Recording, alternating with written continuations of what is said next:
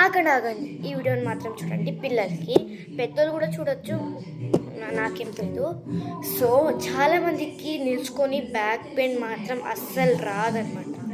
అందుకే ఆ back pain కోసం నేను చూపిద్దామేమనుకుంటున్నా.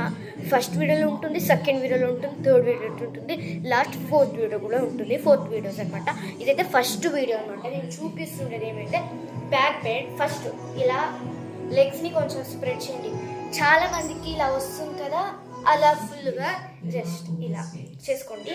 ఫస్ట్ 1 ఇలా ప్రాక్టీస్ చేయండి. ఇలా ప్రాక్టీస్ చేయండి.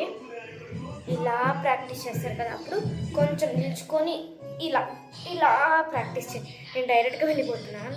సో నిల్చుకొని నేను మీకు చేయగలను. ఓన్లీ 1 హ్యాండ్తో కూడా చేయను. ఇట్లా చేసుకుంటూ పోండి అనమాట ప్రాక్టీస్. సెకండ్ వీడియో ఇది చూడండి. సెకండ్ వీడియో ఇప్పుడు